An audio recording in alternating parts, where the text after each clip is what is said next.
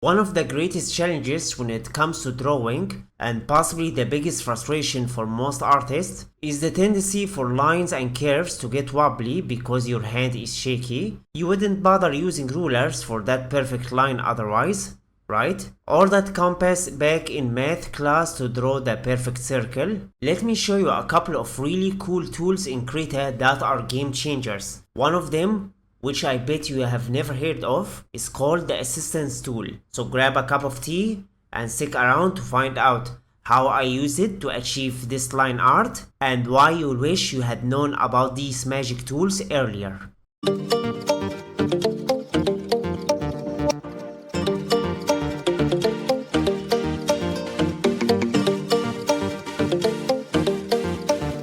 Okay, this is one of the projects I'm working on, which is meant to be part of a concept art course I'm developing. You're welcome to follow me on socials to be notified when it comes out. As you can see, the sketch phase is already done. Outline where I am at, with only the hand and cane left. Let me show you how I drew the line art with perfect curves, without any wobbling or shaky lines. As you can see, I haven't even resorted to the scratchy approach.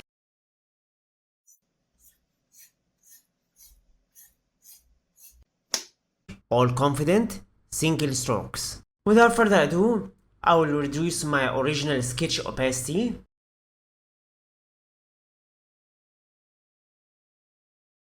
F3 is the shortcut for this, super handy. Also, using a controller here can be very intuitive. Starting with this underrated tool first, the star of the show. The assistance tool. The assistance tool can be found right here. Next, I'll select spline, which basically lets you add Bezier curves. Here is how it works. You mark the start point and end point, followed by one handle on the start and one handle on the end. You can use these handles to adjust your Bezier curve if necessary. Switch to brush mode by hitting B. Important, under your brush tool options, make sure snap to assistance is enabled. Otherwise, the assistance tool won't work at all. Absolutely useless without this option, as a matter of fact. Now all you gotta do is trace over. Go ahead, get sloppy all you like. With the assistance tool, it's not going to make a single shake, even if you are under an earthquake. Click here to delete your Bezier curve. Tada! Here is your first perfect curve. The results clearly surpass those you get from the brush smoothing techniques you're used to. I will repeat the same technique for each curve.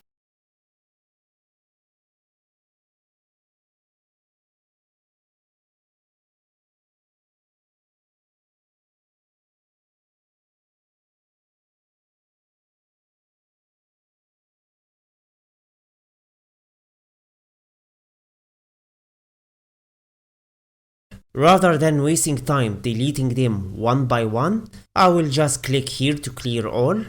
I wouldn't use Bezier curves for circular scenarios. Instead, I would pick up the concentric ellipse.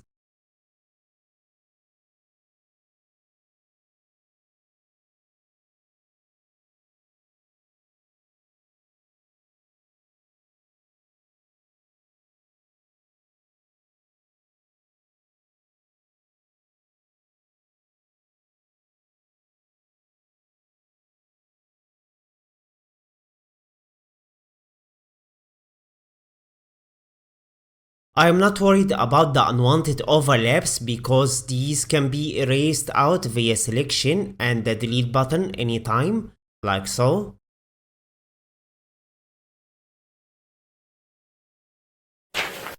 In some situations, the assistance tool won't be ideal. This is when you can use brush smoothing in conjunction with the assistance tool to complement the picture. While in brush mode, under tool options, the brush smoothing mode can be found here.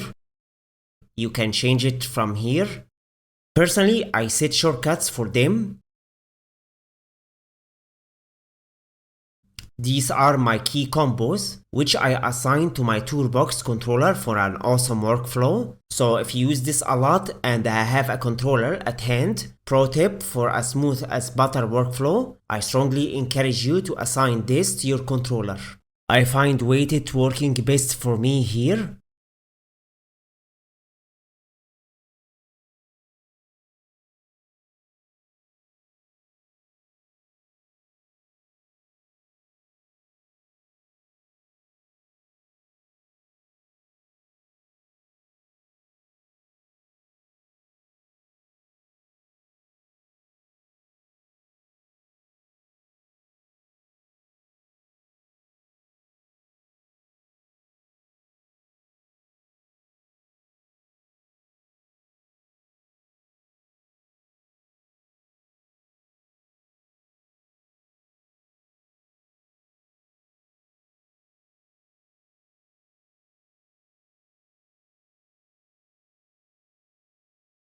I am going to use a combination of spline and concentric ellipse to finish the rest.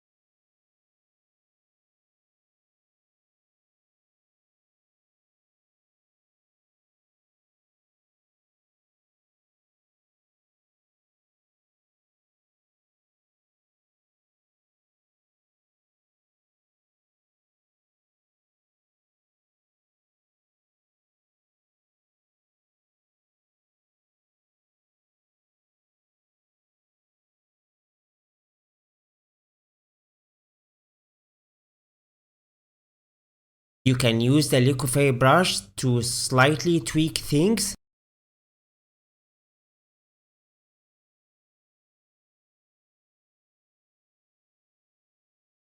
I wouldn't go too crazy with it to avoid pixelation.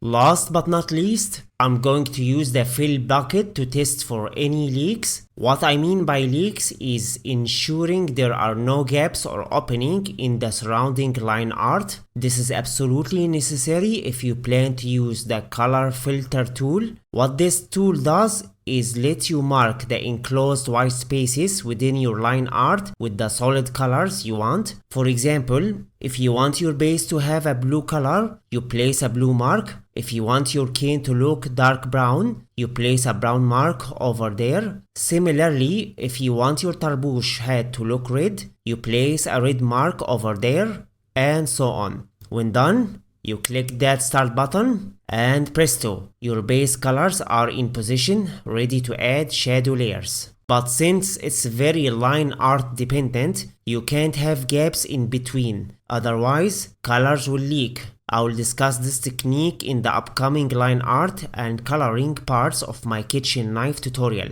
Link in the description if you missed part 1 already. If you are tired of the YouTube rabbit hole, I recommend checking out Widhi Muttaqien's bestseller concept art course. There you will discover the nitty-gritty of Krita, which is difficult to find on the web nowadays, unlike Photoshop, plus learn the foundation of digital painting, which is a huge bonus. I believe this is an excellent use of that 30 days free access at your disposal. Of course, there are tons of bestseller courses you can explore on almost every topic you can imagine. At the end of the day, I hope you got value out of this lesson. Don't forget to smash that like button if you didn't hate this video. I'll see you in the next lesson. You have a great day.